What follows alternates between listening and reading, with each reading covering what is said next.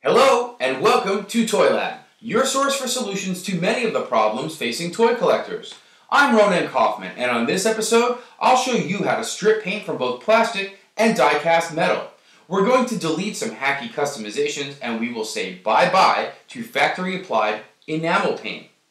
Please keep in mind that there are many ways to slice an orange, and I don't claim to have invented any of this stuff. Simply put, I'm showing you what works for me, and I hope that it works for you too. You can find us on Instagram, Facebook, and Tumblr. Our username everywhere is Toylab Friends. Make sure to click the thumbs up button that you see below this video and subscribe to our YouTube channel, Toylab Friends, to make sure you never miss an episode. And leave a comment. Maybe you have something to say, maybe you have a question, we're listening. Alright, let's get rid of some paint. We're going to start with something easy, acrylics. Check out this Transformers Power Dasher. Now, if you know what this guy's supposed to look like, it's clear that someone has taken a brush to him. These rear wings and this front part are supposed to be chrome, but instead this guy's been painted with silver paint, most likely to cover up chipped or faded chrome. And if you look here, you'll see that someone added black to various locations, I guess for accent, customization, whatever. Sometimes it's possible to remove these improvements with very little effort. For this type of paint removal, you're going to need rubbing alcohol, cotton swabs, and patience. So I'm going to use my Q-tip dipped in rubbing alcohol, and I'm going to try to get some of these black details off.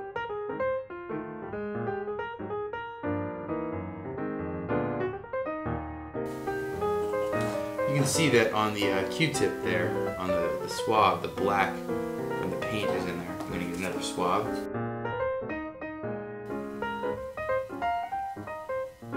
Let's try to get some of it off of this intake thingamajig.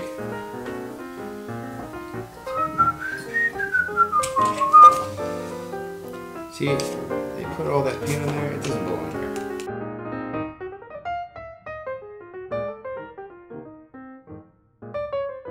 Requires patience. It's just like making a souffle. Just like it.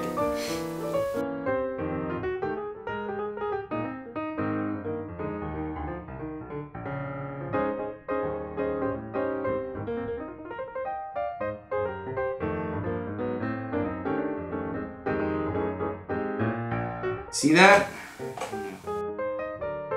It's really almost gone. I mean, if you look at, this is what it looked like 4 minutes ago. And we've gotten it to here by now, and obviously, if I continue to plug away and am patient, I will eventually get it all off. It probably will only take me about 15 minutes.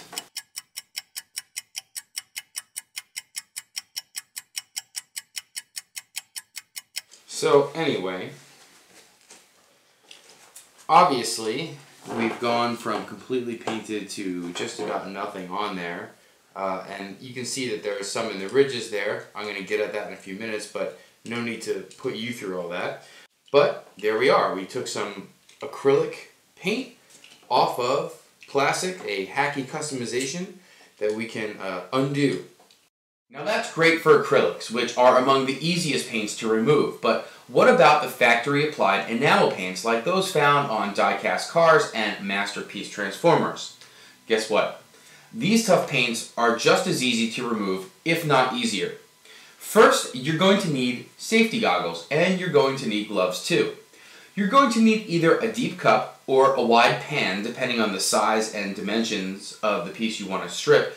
And you're going to need .3 brake fluid, found for a few bucks at any auto supply store and plenty of other places.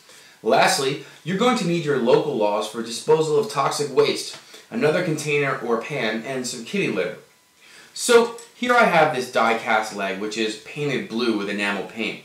You might recognize this leg as being from Transformers Masterpiece Optimus Prime, who appeared in the second episode of Toylab to have some gross stickers removed. Well, now I'm going to remove more than stickers. I'm going to remove the paint altogether. You can see that I've taken the leg off of the rest of the body just for easy handling, but if you were going to strip an entire figure, you'd likely disassemble it and take the paint off piece by piece. I also recommend getting anything glued out of the way because the brake fluid will eat the glue right off. Alright, so here I am, I've got my goggles on, and I've got my Optimus Prime leg. I've got this big long cup, and I've got some of this DOT3 brake fluid, which I'm going to pour into the cup. Now the reason I'm using this big long cup is because the leg that I'm trying to strip is big and long.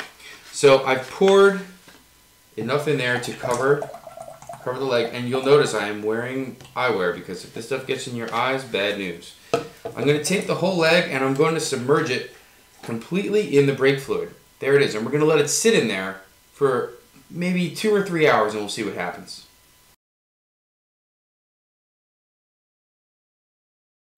Alright, so here we are, and as you can tell I'm putting on my gloves because it's been a couple of hours and I am ready to pull the die-cast, painted die-cast out of the brake fluid. Now, brake fluid is dangerous and toxic, so you should be wearing protective stuff when you do this. Here's my cup, and here's my Optimus Prime leg. We're going to let as much of this drain out as we can.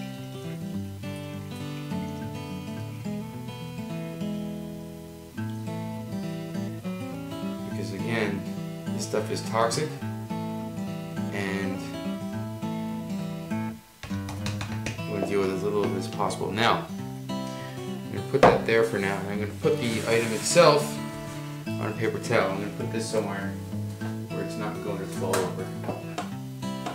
Okay, now, here's our die-cast leg, and as you can see from the images, the paint has now bubbled up. Watch how it comes off. Just gonna go like that. And this factory applied enamel paint comes off just like that. Wipe it off. Amazing. Go to the other side. Scrape. Scrape. Some areas will be easier than others. The most important part is wear your goggles. Wear your goggles. So I'm going to scrape this and get all the paint off. And we'll see how it turns out.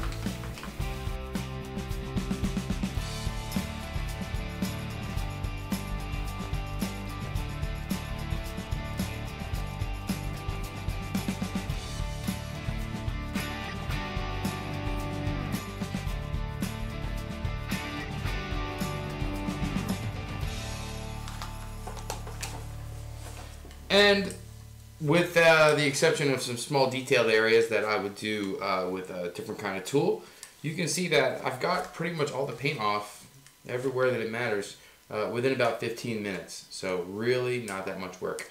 Of course, you need to make sure to clean up very carefully after this because again, the brake fluid is not your best friend. So you want to wipe this down as best you can and then let it dry and then rinse it off. So we've stripped the enamel paint clear off the toy, but we still have to clean up. We're dealing with toxic agents after all, and fixing toys should never come at the expense of safety. Because brake fluid is considered toxic waste, you certainly cannot pour it down the drain or into the ground. Many municipalities recycle stuff like brake fluid and motor oil, and you should check the rules and laws where you are. That said, one way that you can manage old brake fluid is to pour it into an open container or pan containing kitty litter. Leave the pan outside, away from children and pets, and after several days, the brake fluid will evaporate. Once the kitty litter is completely dry, pour it into a container, seal it up, and dispose of it with your household garbage. So there you have it, 2 ways to get rid of 2 different kinds of paint.